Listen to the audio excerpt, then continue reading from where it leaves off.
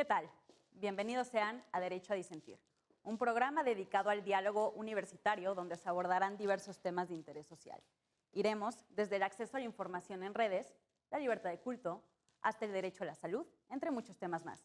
Todos serán planteados por jóvenes universitarios de distintas licenciaturas y escuelas. Mi nombre es Jimena Jiménez. Comenzamos.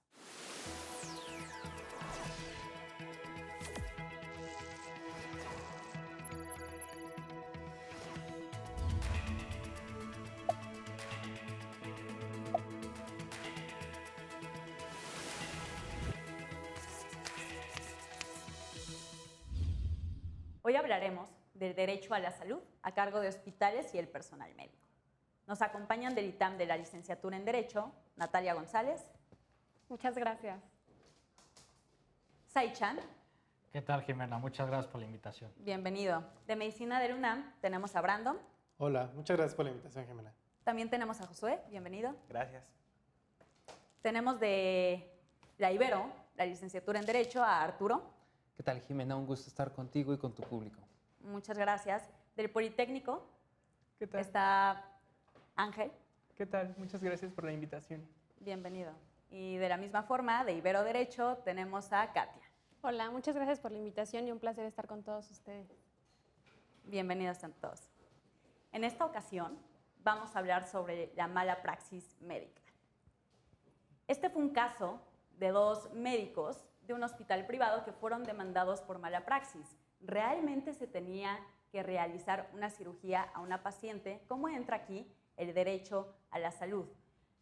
En un primer momento me gustaría escuchar la opinión de los médicos en cuanto a su derecho de libertad prescriptiva. Digo, finalmente estudian por más de 10 años y creo que jamás terminan de estudiar para que ellos puedan dar un buen diagnóstico. Entonces, ¿cómo pueden usar ustedes este derecho de libertad prescriptiva? ¿Estarían de acuerdo con que se regule?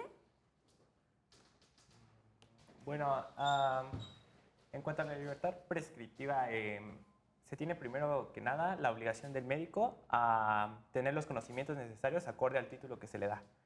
Si el médico no tiene estos conocimientos de acuerdo al grado de doctor que se le da, se le llama impericia. Entonces la impericia no es ética, no es correcta y puede ser penalizada, incluso hasta con la cancelación de la licencia médica. Ya no puedes ejercer la medicina si tienes impericia. Ok. Sí. Yo creo que la praxis médica y la prescripción médica o la facilidad que uno tiene para hacerla involucra una responsabilidad impresionante. O sea, porque al fin y al cabo está de por medio la vida de un paciente y tiene que ser regulada en ciertos sentidos, como en el uso de ciertos medicamentos o en la regulación farmacéutica como tal, pero hay ciertos procedimientos que pueden surgir de la nada o que surgen como alguna situación extraordinaria en la cual es la única forma de rescatar en alguna situación al paciente. Y yo creo que en eso no habría manera de poder opinar lo contrario a la libertad del mismo médico para realizarlo. Claro, tengo entendido que los médicos tienen una obligación frente a la sociedad y finalmente creo que siempre es buscar el beneficio del paciente como uno de los principios que nos mencionaba en otro programa Josué, pero creo que tampoco nadie está obligado a lo imposible, ¿no? Finalmente, digo, si buscan la curación, tampoco, híjole, ¿hasta qué grado pueden ser demandados por no lograr esa curación del paciente? Claro. ¿No? Entonces, me gustaría saber una opinión de los abogados del ITAM. Pues, en esta cuestión que mencionas de que el médico en la relación, pues, para sanar al paciente, debemos tener en cuenta que es una obligación de medios y no de resultados. Esto quiere decir que el médico tiene que hacer todo lo que le señalan los reglamentos de salud, la Ley General de Salud, todas las normas oficiales mexicanas, para decir que su actuar fue diligente. Si su actuar fue diligente y a pesar de que pues, el paciente llegara a tener una complicación física o psicológica o mental, de alguna manera ya no se le podría atribuir negligencia médica, porque uno de los elementos imprescindibles de la negligencia médica es la parte de que el médico no fue diligente y que fue o que actuó contrario a lo que señala la Lex Artis, que son el conjunto de procedimientos médicos que deben realizar. ¿Ok? Natalia. Sí, pues este caso de negligencia médica, últimamente ha habido muchos de estos casos en contra de instituciones privadas que han llegado a la Suprema Corte y uno podría opinar que hay más casos, hay más casos en instituciones privadas y en públicas no, porque pues, llegan más casos, pero realmente no es cierto porque pues, el acceso a la justicia pues, es inequitativo. Las personas que disfrutan de estos servicios y que pagan por estos servicios, pues tienen más recursos económicos para apelar y pues para tener un acceso efectivo. Claro. Que no se tiene, por ejemplo, pues en el sector público, donde pues no le pueden dar el avance a estos casos de negligencia. Creo que estamos en una situación muy grave, en una crisis de la salud pública en este país, Claro. donde hay casos donde hay mujeres que están dando luz fuera de los hospitales, porque ya no hay lugar para ellas allá adentro, ¿no? Pero es curioso cómo estos casos de mala praxis sí suelen darse más en hospitales privados. Igual ahorita tengo una teoría de la conspiración que se las platicaré más adelante. Arturo. Intrigado, ya la queremos escuchar. No, todavía la voy a guardar un poquito más para que esto se ponga más. Está bien, está bien. Arturo, ¿quieres aportar algo? Pues, bueno, respecto al esquema jurídico, al marco jurídico, me parece que queda bastante claro el rol especial que tienen los médicos dentro de la sociedad en el sistema de impartición de la salud como un derecho. Claro. A lo largo del tiempo y dentro de nuestro sistema normativo en general creo que todos los sistemas normativos, está completamente regulado. De hecho, si nos damos cuenta, es bastante interesante el derecho de la bioética y de todo esto, porque tiene un grado de tecnicismo muy apegado a la propia rama, ¿no? Es bastante curioso el cómo es que se da también estos temas en hospitales privados, en hospitales públicos. De hecho, ya estoy ansioso por escuchar tu teoría de la conspiración. Pero me parece que pues justamente es a través del derecho. Más bien, yo creo que el tema interesante lo llegamos a encontrar en el tema práctico. No sé si mis colegas quieran colaborar conmigo. En cada caso en específico, encontramos esos detalles de cómo armar un caso, de cómo, y principalmente de cómo acreditarlo en un tema terriblemente práctico, ¿no? Digo, no tengo más que mi colega. ¿Sai? Sí, justamente con lo que menciona de cómo acreditar la negligencia médica, la Suprema Corte ya se ha pronunciado respecto a la reversión de la carga de la prueba, es decir, que la debida diligencia la tienen que aprobar los médicos, ya no el quejoso o el paciente que está alegando una negligencia médica. El paciente lo único que tiene que hacer, que ya de por sí es complicado, es acreditar esta parte del daño y el nexo causal que causó la negligencia, o en este caso no conducirse con diligencia, y que pues, de alguna manera le generó un perjuicio físico, psicológico o mental. Sí, digo, finalmente aplica para esto mismo de los hechos negativos no pueden probarse, ¿no? Entonces se revierte aquí la carga de la prueba para los médicos que sobre todo fueron los que estuvieron practicando ese tipo de cosas. Pero estaba platicando con un compañero de toda la vida que es estudiante de medicina, igual que ustedes, y me dijo que una de las especialidades más demandadas, pero demandadas judicialmente, es cirugías. las quirúrgicas, ¿no? Digo, finalmente porque luego no están los resultados que se prometieron. Digo que a veces es también como muy, muy difícil, o a veces sí suceden como cosas muy, muy graves, como fue el caso de Alejandra Guzmán en cuanto a sus implantes. fue todo un tema, casi se nos va, ¿no? Entonces, pobrecito también. Pero, pues bueno, ¿ustedes concuerdan con que esta es la especialidad más demandada? Sí, por la simple y sencilla razón de que el contacto con el paciente es infinitamente directo. O sea, Ya sé que a estar en una relación médico-paciente en consulta es una relación directa de alguna manera con el paciente, Claro. pero aquí el paciente está inconsciente o en algunas circunstancias, en algunas no, pero tú lo estás abriendo de alguna manera y es un procedimiento en el cual pues todo depende de ti y las complicaciones son altísimas. No es lo mismo que en una especialidad de consulta yo receto un medicamento y que el efecto no va a ser inmediato, sino que el efecto va a pasar un periodo de horas, el tiempo que dura el medicamento, y que los efectos adversos son ciertos o ciertos parámetros como para ver si lo puedo o no seguir suministrando al paciente. No es lo mismo eso al yo estar en un quirófano y que sé que si hay alguna falla con la anestesia, alguna falla con que yo me pasé de más en el bisturí, porque pues también somos humanos al fin y al cabo todos los médicos, y las complicaciones pueden surgir de la nada. Entonces, yo creo que no hay mejor fundamento para decir que por eso es la más Claro. demandada. Por supuesto. Tengo entendido, igual me pueden corregir, que el acto médico se divide en tres, ¿no? Que es la etapa diagnóstica, la terapéutica y la recuperatoria. Claro. Y un tema interesante en esta sentencia de la Suprema Corte es que establecieron que no se puede analizar, o sea, si bien son tres etapas y se separan, no se pueden analizar de forma separada. Se tiene que analizar De una manera todo integral. junto. De manera integral. Exacto, porque si hay un error en el diagnóstico, o que es lo más grave, ¿no? Sí. Bueno, Sí. no sé, Sí. creo. No, sí, sí. ¿Qué es lo más grave? Porque de ahí parte todo. Claro.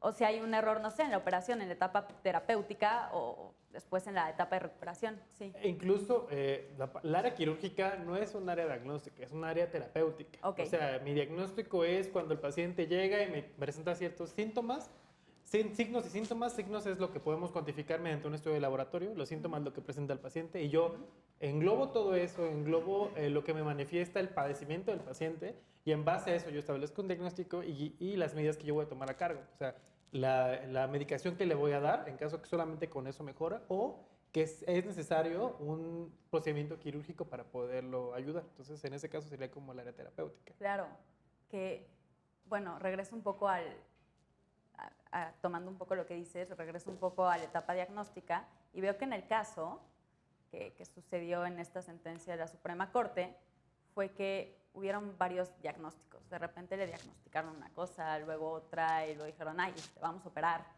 ¿qué va a pasar? O sea, ¿qué tan frecuente es que suceda que se den muchos diagnósticos sobre un mismo problema? ¿Y a cuál le haces caso? Finalmente la gente, que tiene recursos para pagar este tipo de cuestiones, va por una segunda opinión de otro médico. Pero ¿qué pasa con las personas que no tienen ese recurso? ¿Con cuál diagnóstico se debe de quedar? Josué. Bueno, los médicos nos regimos principalmente por dos guías que mencionó Sai muy bien, las normas y las guías de práctica clínica. Las guías de práctica clínica son pasos a seguir de cada enfermedad, que se cree que padece el paciente, y esos puntos a seguir están basados en evidencia. Y en evidencia a nivel mundial. O sea que casi nadie puede decir que no se puede, que eso es erróneo.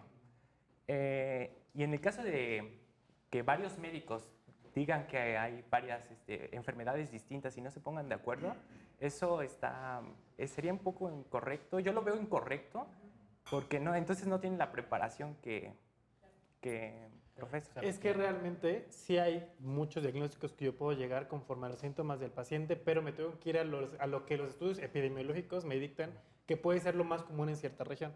¿A qué voy? O sea, puede que haya algunos síntomas que me pueden decir que es apendicitis, por así decirlo, como en el caso que creo que es el caso de la paciente, pero hay varios diagnósticos que yo tengo que, con mi pericia y con los conocimientos que yo tengo que descartar de alguna manera.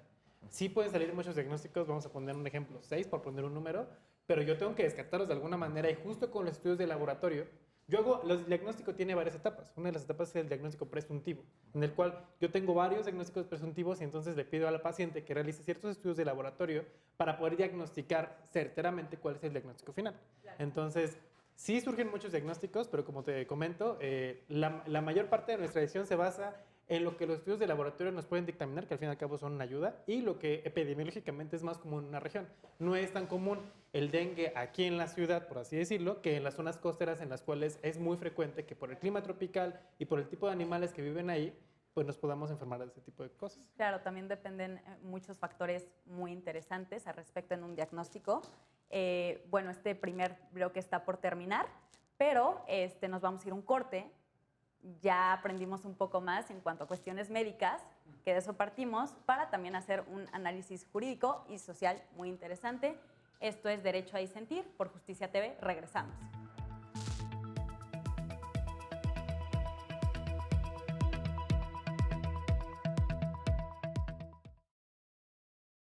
Regresamos.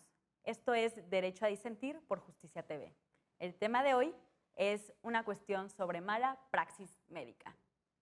Sobre estos temas, creo que es un poco experto, demasiado experto, o ya estuvimos platicando un poco, sobre de qué va o de qué se trata la regulación médica, por lo menos en nuestro país. ¿Sai? Bueno, ahora sí que el derecho a la salud está conformado desde el artículo 4 de la Constitución, pero debemos recordar que desde 2011, con la reforma de derechos humanos, ya no solo aplica la Constitución, sino que el Estado tiene que cumplir todas las obligaciones internacionales en materia de derecho a la salud. Entonces, de aquí nacen 4 criterios que son importantísimos para el derecho a la salud, que es la accesibilidad, la disponibilidad, la calidad y la progresividad. Grosso modo, la accesibilidad es que una persona aquí en la Ciudad de México o una persona en la zona más rural de Chiapas tienen que tener derecho a acceso a hospitales, a médicos, a medicamentos, ¿no? La disponibilidad, pues de alguna manera que estos centros hospitalarios o que brinden el derecho a la salud, pues tienen que tener lo mínimo indispensable para que los ciudadanos y ciudadanas puedan tener derecho a ese goce. La calidad quiere decir que no solo con que pongas médicos y hospitales ya se cumplió, sino que tienes que cumplir ciertos estándares científicos y empíricos que todas las sociedades modernas pues tengan. Y la progresividad, que el Estado tiene la obligación de gastar el máximo de sus recursos para garantizar este derecho. Ok, y en cuanto a la regulación en normas oficiales mexicanas, digo, supongo que hay varias, ¿no? Al respecto.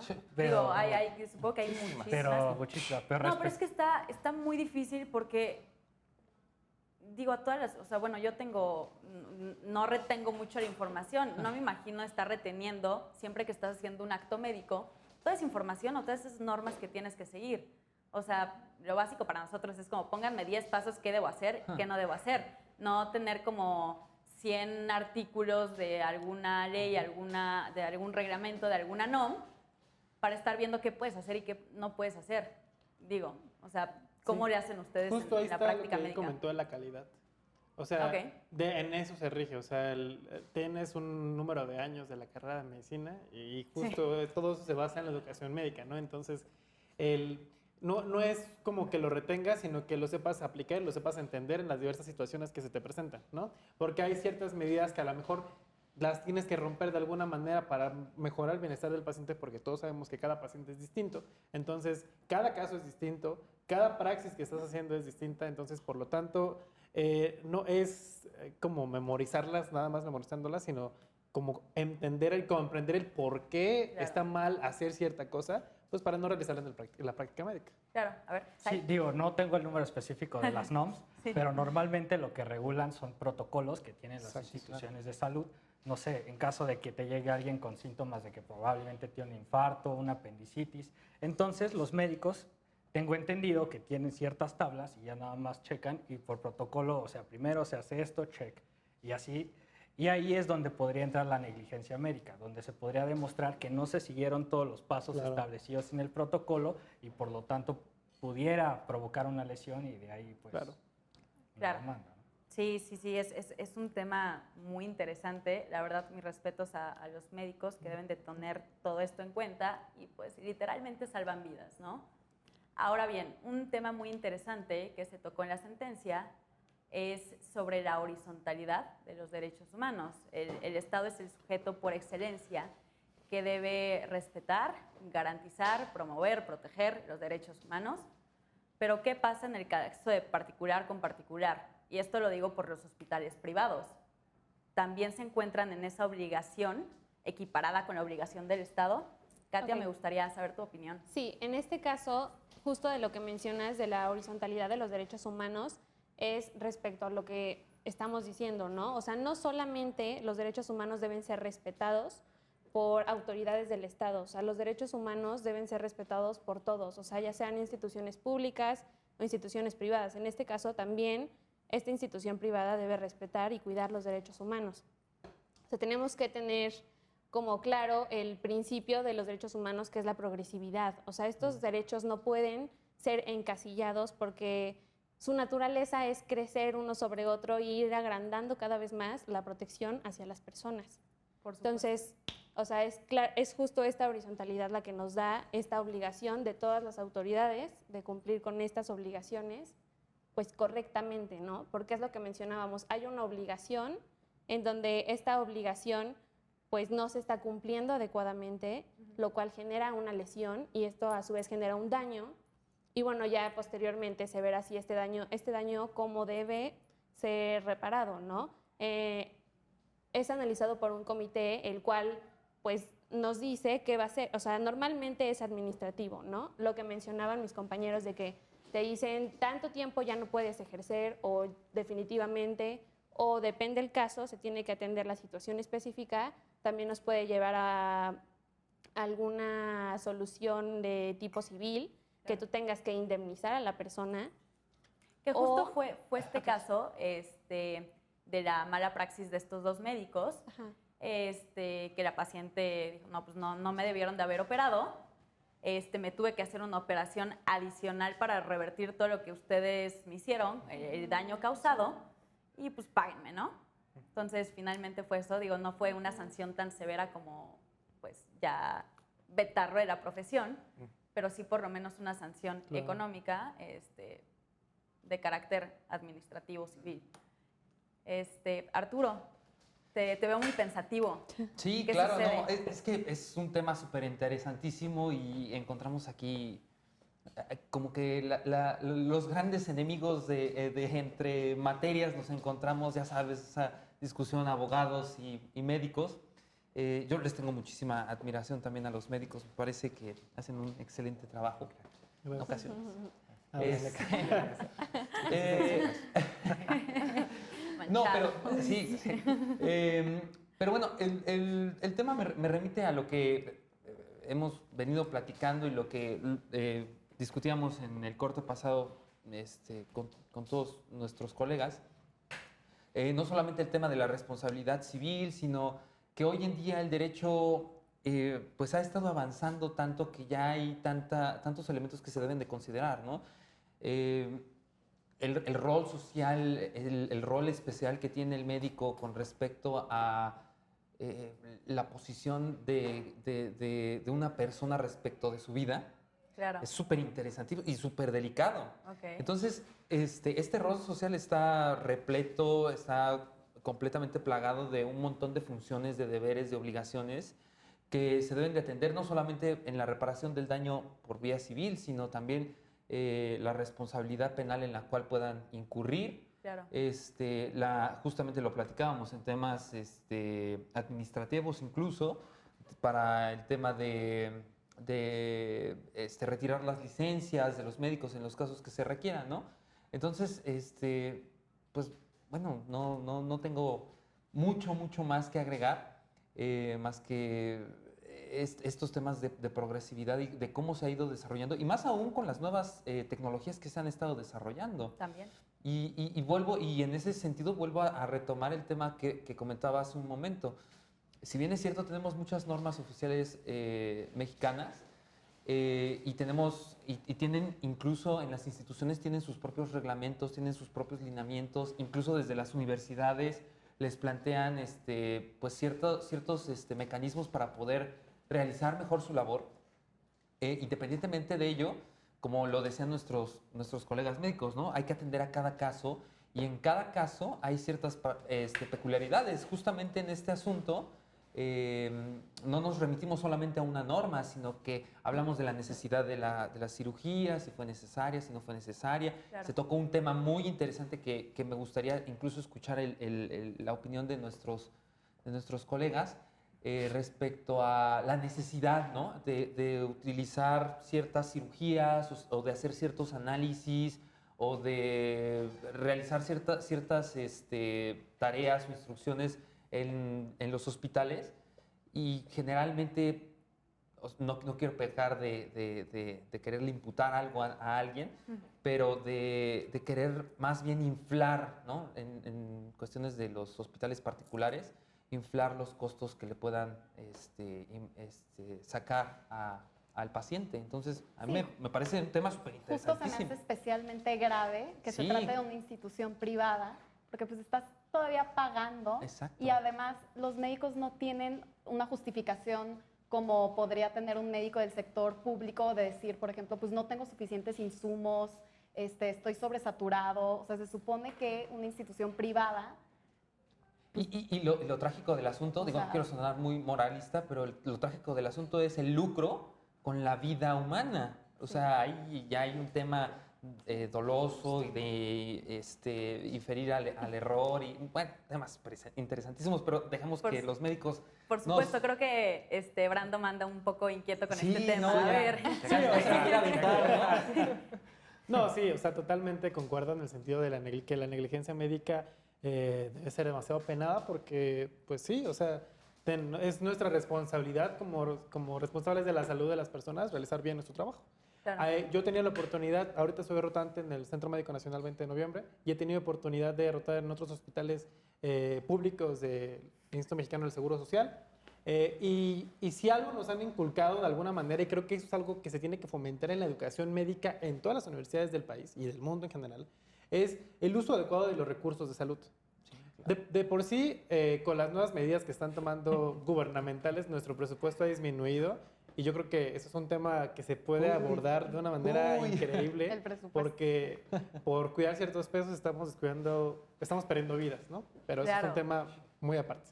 Pero si algo nos han inculcado de alguna manera es el uso específico de los métodos diagnósticos y quirúrgicos que se deben realizar. ¿A qué voy? Yo en los hospitales privados, por lo general, el médico pide, no todos, pero piden estudio de esto y esto y esto y esto y esto y esto, y lo cual infla la cuenta del paciente. Claro. En un hospital público, yo tengo que tener mejor pericia, o al menos te obligan a tener mejor pericia, porque yo no te puedo pedir todos los estudios, te tengo que pedir lo que yo tengo. Y con lo que yo tengo que dar un diagnóstico. Entonces, de nada sirve que yo a una paciente que tenga una infección le pida un ultrasonido, porque el ultrasonido a lo mejor me puede decir algo si tiene alguna infección localizada. Pero si no la tiene, no me va a servir de nada. O sea, solamente eso sería como pedir de más algo que no tengo, ¿no? Entonces, realmente creo que lo que se tiene que fomentar en la educación médica en general del país y del mundo es el uso específico de los recursos de salud, ¿no? Porque inclusive esos procedimientos quirúrgicos que luego se realizan, porque a lo mejor son práctica para el residente de la especialidad, a lo mejor es mayor número de cirugías del hospital, a lo mejor es mayor renombre, a lo mejor es X Claro. cosa, X situación. Eso no puede seguir pasando de alguna manera y eso se corrige, lejos de la penalización que puede tener a nivel federal, se corrige con una buena educación médica, una correcta educación médica, una calidad, como él mencionaba, en el brindar la salud a los pacientes. Por supuesto. Sai, ¿quieres decir algo sobre los recursos médicos? Te vi un poco... Pues no, la verdad es que sí, yo comparto la idea de que, o sea, los sistemas de salud están un poco rezagados, un poco rebasados, entonces pues, de alguna manera recortar la parte de los contratos de honorarios, de personal, ya que pues, son gente de campo, ¿no? O sea, son enfermeras, son médicos, Claro. son analistas, es gente especialistas en, pues, no sé, en muestras, entonces pues todo eso pues de alguna manera va a repercutir, ¿no? Sin embargo, igual creo que no podemos dejar de lado de observar e inspeccionar al sector privado que brinda salud, porque de alguna manera, si bien tienen pues mayores ingresos, o sea, mejor margen de operación, pues ellos tienen los mismos estándares que una institución pública, ¿no? Claro. Y yo creo que es muy importante que el auditorio sepa que a raíz de la reforma de la Ley de Amparo de 2013, ellos, los particulares, que ostenten un carácter de autoridad y que violen derechos humanos, y de alguna manera brinden un servicio público, que en este caso es la salud, o sea, pueden ser parte de un juicio, Sí, porque claro. de alguna manera existe esa situación de asimetría, pues donde pues, ellos fácilmente pueden vulnerar pues, tu derecho a la salud, a la integridad personal, e inclusive lo más penado es la vida, ¿no? Entonces yo creo que de ese lado las instituciones pues están empujando para que este desequilibrio en caso de gente que sí puede acceder a la salud privada pues tampoco se vea mermado. Y a mí me gustaría agregar que o sea, fuera de la reforma del 2011, la reforma del 2013 a la ley de amparo, también encontramos en otros cuerpos normativos, por ejemplo, en el Código de Procedimientos Penales Nacional del 2008, la reforma, la responsabilidad penal de la persona jurídica para el tema de los hospitales. Sí, claro. Y, bueno, un tema que se tuvo mucho en boga y en discusión últimamente, el tema de los daños punitivos también, ¿no? Es un tema súper interesantísimo y más es interesante el nexo causal que hay entre las instituciones de salud, porque hubo ¿cómo decirlo? Una gran vía de aplicación en estos casos, ¿no? Claro. El tema de los daños que se puedan ocasionar desde los hospitales, desde los servicios médicos y la responsabilidad penal en la que puede incurrir no solamente el médico, sino también los hospitales, las personas jurídicas, morales, y los daños punitivos en su esencia, ¿no? Es un tema súper interesantísimo que... Por supuesto, vamos terminando este segundo bloque. Nos quedamos con ideas que se dejan en este momento en el tintero porque se está poniendo muy bueno esto. Nos vamos a corte. Esto es Derecho a Disentir por Justicia TV. Regresamos.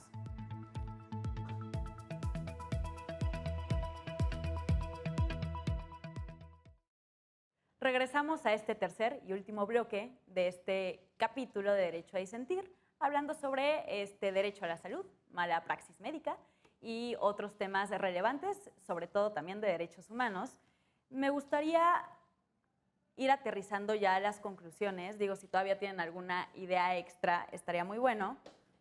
Pero creo que aquí, si bien fue un caso de derecho a la salud en una institución privada, quisiera saber cómo se maneja este derecho, con todo lo que ya se ha dicho, en instituciones públicas. ¿Cómo entra el rol de la carrera que estás estudiando en cuanto al derecho a la salud en instituciones públicas? Bueno, principalmente antes de argumentar algo de mi carrera, Claro. acabo de recordar que dentro del sistema hospitalario y nivel institucional, instituciones de salud, hay un sistema que al parecer se empezó a implementar donde se ve este tipo de eventos que no solamente son únicamente del área médica, también están inmersas las demás áreas como puede ser lo administrativo, enfermería y demás equipo que integra el personal de un hospital o un instituto. Estos son 3 eventos, lo manejan como 3 eventos. Es un evento cuasi falla. ¿Qué quiere decir esto? Que es un evento en donde puede haber un error en cualquiera de las áreas, pero se detecta a tiempo. El segundo evento es un evento adverso, donde ya puede generar una lesión mínima al paciente. Claro. Igual por distintas áreas es la falla, donde se encuentra la falla. Y el último evento que es el evento centinela, donde ya hay tanto, puede ser una pérdida de un órgano, de un miembro o incluso la muerte. Pero están inmersos estos errores. Okay. Como decía, no únicamente son de los médicos. Hay uno apenas recientemente que vi que es administrativo, donde más que nada es la parte y la identificación del paciente, donde viene el nombre y la fecha. Ahora se ha establecido que sea así porque recientemente me parece que en el seguro hubo un evento así donde a un paciente le quitaron un miembro que no era el correcto. Ah, fue el de las piernas, ¿no? Que fue la pierna izquierda, cierto. teniendo que ser la derecha. Sí, claro. No, qué cosa. Este error No fue puede un poco ser. más administrativo porque el nombre me parece era igual al del otro paciente. Y Fue una confusión de nombres entre pacientes. Ajá. se parecía el nombre, pero y también el padecimiento está interesante. Pero fue una pierna por otra, entonces Sí.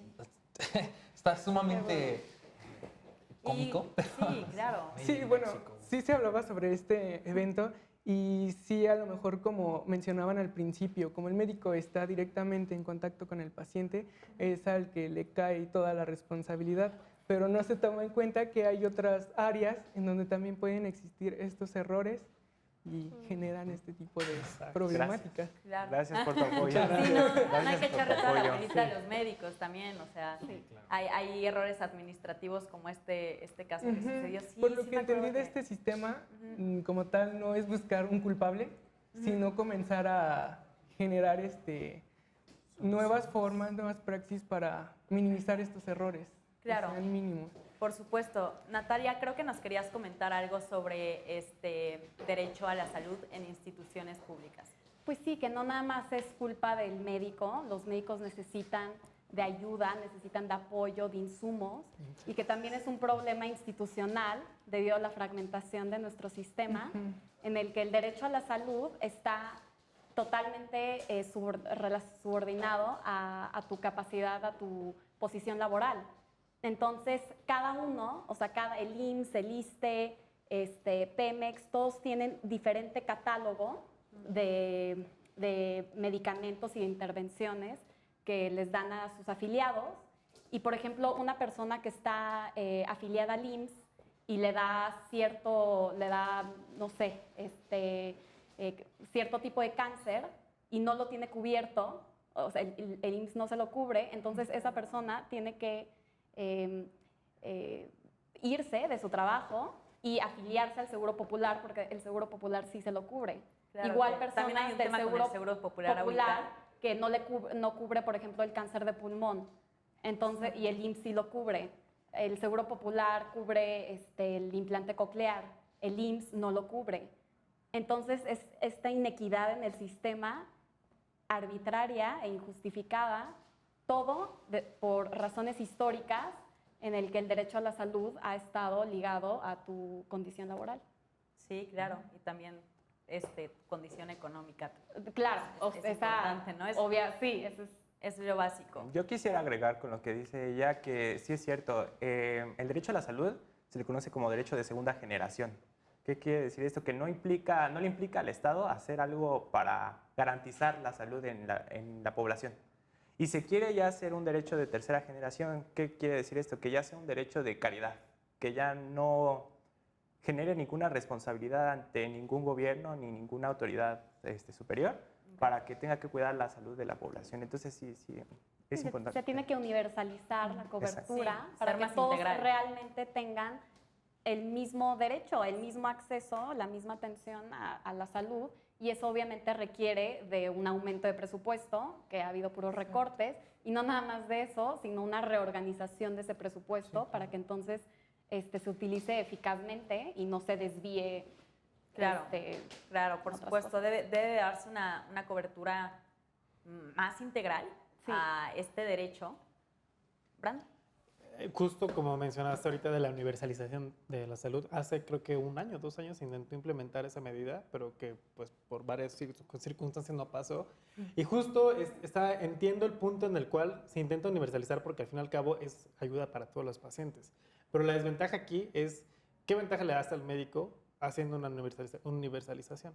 Porque para el paciente está increíble, ¿no? Porque a él es mejor, incluso uno como paciente, nos conviene una universalización, pues porque como ella comentó y como ellos han comentado, es un estudio más integral o puede tener posibilidades a una cobertura más integral de sus enfermedades. Claro. Pero si las posibilidades para el médico fueran las correctas, y además de que los recortes no fueran tan amplios como ocurren actualmente, no habrá ningún problema con ese tipo de cosas. O sea, ¿te refieres a que debe haber más incentivos para los médicos Claro, para que puedan... si más tú le das presupuesto. más como...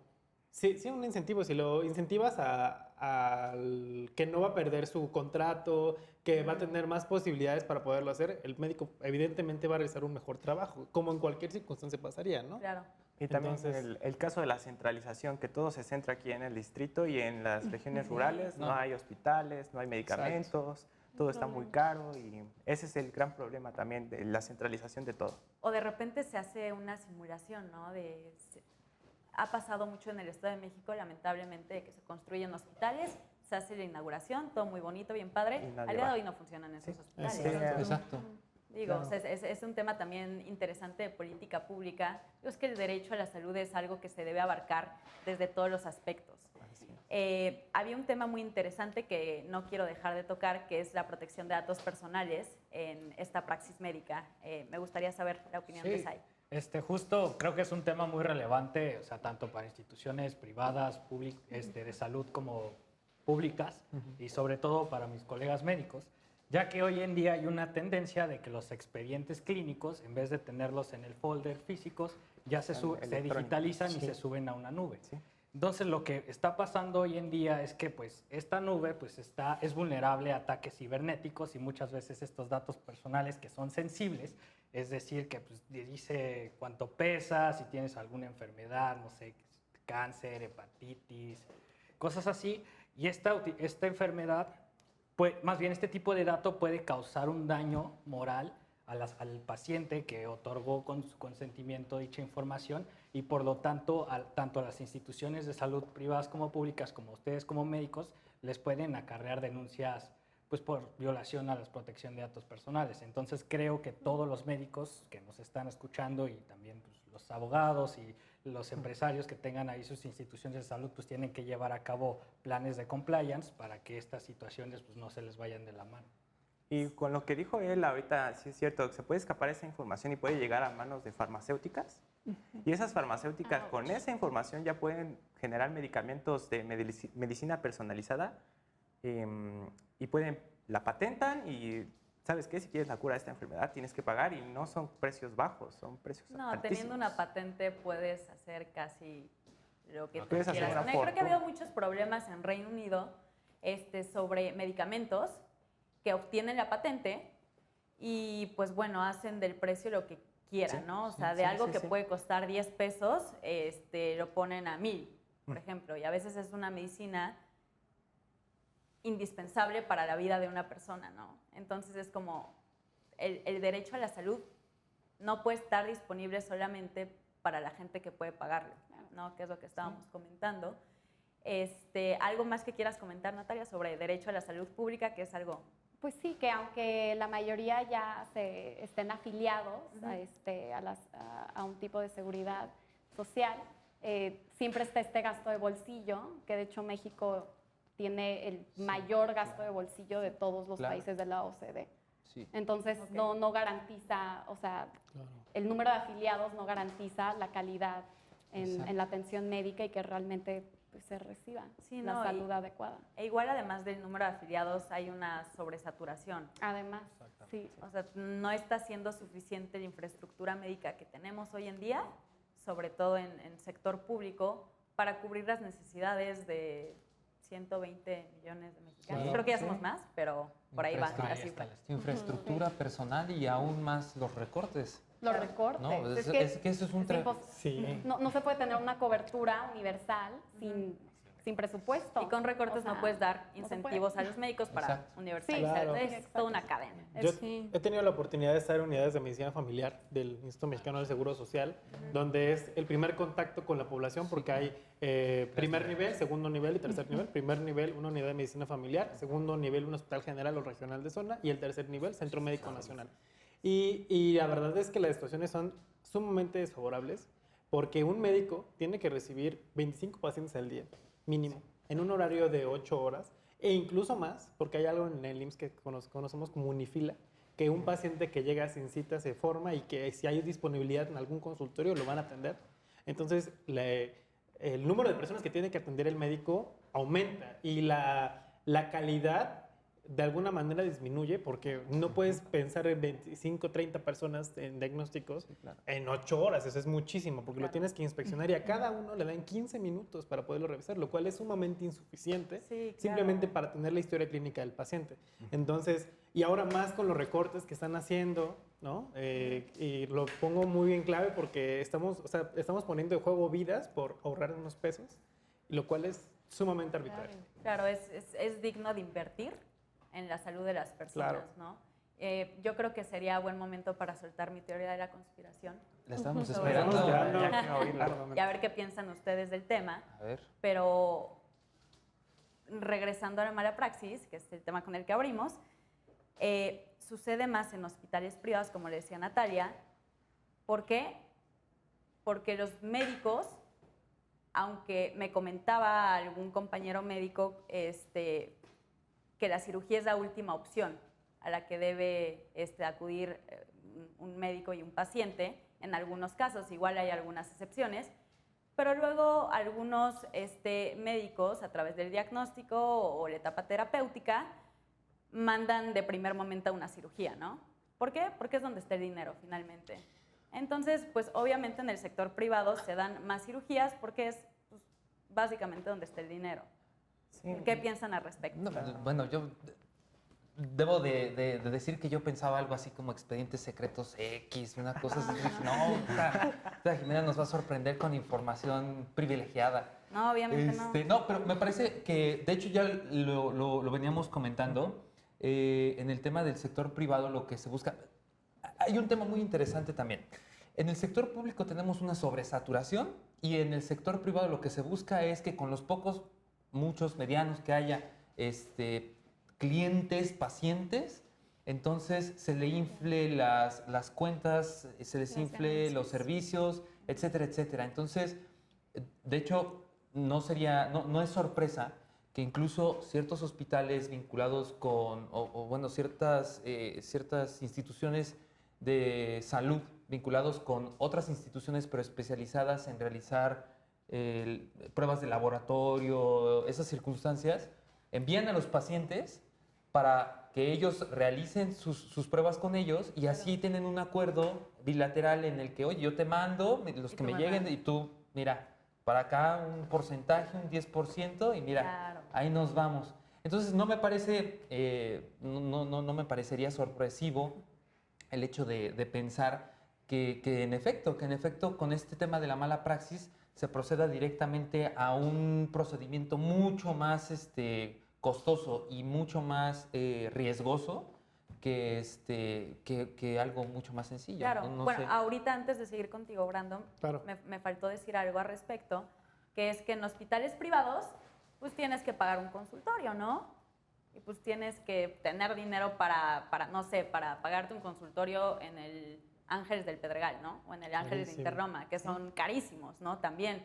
Entonces, híjole, de nuevo regresamos a que todo es se puede decir un círculo vicioso, Sí. realmente, porque una cosa lleva a la otra y si se hace mal, se echa a perder todo. Y Brandon, tú- perdón, Sí, ahorita no, seguimos yo contigo. creo que aquí el problema es además, o sea, justo ahí radica la importancia de los niveles de atención. Porque en un sector público yo no voy a operar luego. O sea, yo Sí, primero claro, tengo que ir a un Claro. médico general, que ese médico general me va a derivar con el especialista y el especialista va a determinar si sí o no es candidato a la cirugía. ¿Qué pasa también con los pacientes? Que también es otro problema. Los pacientes, y me ha tocado ver en muchos casos, que ellos evaden al médico general porque creen que no sabe. Cuando sus conocimientos son sumamente amplios y buscan ir específicamente con el especialista porque la vecina, porque el amigo les dijo Y el que que eso les va a creen que ayudar. es, ni siquiera el que Sí, Ni sabe. siquiera el que es, o sea, Sí. con el que ellos creen que es, ¿no? Entonces, ¿qué es lo que pasa en los hospitales privados? Que hay la mayoría de las consultas o la mayoría de los ingresos en esos hospitales es por consultas de especialidad o subespecialidad. Cuando realmente estamos evadiendo de lado al médico general y el médico general tiene un papel fundamental en este Claro. proceso de salud, ¿no? Entonces, Sobre yo todo en creo- la etapa diagnóstica. Claro, ¿no? y en etapa diagnóstica y etapa de determinación de todo. Entonces, Ok. yo creo aquí que lo que deberá haber es una regulación a nivel privada, ¿no? Que digo, es muy complicado porque hay beneficios de terceros, pero una regulación que pueda hacer que se rija estos niveles de atención, pero a nivel privado. Claro, seguimos contigo, Josué. Ahorita seguimos contigo, Sai. Bueno, Creo que de lo querías que bien decir algo. dijiste del círculo vicioso, esto lo podemos ver en Estados Unidos, ¿no? Por ejemplo, en Estados Unidos todo está privatizado, la salud, la educación, y en especial me centro en la salud, porque es un negocio para las aseguradoras, Exacto. ¿no? Y no son nada baratas tampoco, o sea, una aseguradora te cuesta muchos miles de pesos al año. Y hay un documental que se llama Psycho que muestra cómo... ¿Cómo se llama? Psycho. Ok. Psycho. Bueno, Es- la pronunciación. La pronunciación. Pero en ese documental se da a conocer cómo las aseguradoras le dicen a los médicos, ¿sabes qué? Haz procedimientos costosos y si no llenas el bolsillo de la aseguradora, te vas. Y no solo te vas, sino yo le digo a todas las demás aseguradoras que no te contraten para que, o sea, no hagas perder el dinero, Claro. ¿no? Que al fin de todo esto se basa en la economía de Estados Unidos en el neoliberalismo, ¿no? Ganar dinero y no soltar. Qué política tan más De hecho. neoliberal. Es oscuro, pero así sucede. Sí. Sí, yo quería comentar, viendo este círculo vicioso de que está sobresaturado el sector público y no hay dinero suficiente para el sector privado, pues de alguna manera el gobierno, el Estado, tiene que sentar políticas públicas de prevención. O sea, famoso sí. más vale prevenir, Claro. Sí, porque hay muchísimas enfermedades que realmente no son tan graves, pero que no se atienden al tiempo adecuado porque la misma sociedad no está informada o no se cuida o no sabe qué relevante es la salud para ellos mismos, que ya llegan en una etapa crónica o terminal a sistemas que pues están saturados. Entonces yo creo que desde una parte preventiva, pues la educación, o sea, no sé, Promoción de la salud. infomerciales, o sea, Sí. educación física, deporte, todo esto, o sea, se tiene que ver de manera integral y aplicarse, porque de alguna manera, si tenemos muy pocos recursos y no los vamos a inyectar en el sector salud, de alguna manera tenemos que fomentar la salud de los mexicanos, porque si no, Sí, Ese es un claro. excelente Sí. punto. Nos va a Sí, explotar. sí. Me parece. Sí, claro. De hecho, a nosotros los médicos nos dicen que siempre el objetivo es la prevención, siempre. Claro. Y eso te ahorra recursos, como bien Claro. lo dijiste, tiempo, todo esto. Más Y vale todos felices. prevenir. Así es. Perdón, el Exacto. comercial. A ver, Ángel. Bueno, también una parte cultural, igual recordando que actualmente ya México tiene una población más joven, pero que resultados de la OCDE han arrojado que esta población ya también se está enfermando. Puede ser aunado a esto que en nuestro primer nivel de salud no está mandando adecuadamente la información para la prevención de estas enfermedades. Sí. Y a lo mejor sí viene algo un poquito más oscuro, que es esto de que las grandes industrias o empresas notan que ya la población está empezando a enfermar más, Sí, luego tontos no aunado son, o sea, a que saben nuestro trabajar. sistema de salud Debe estar bien. está en desigualdad. Claro. Es algo donde aprovechan para...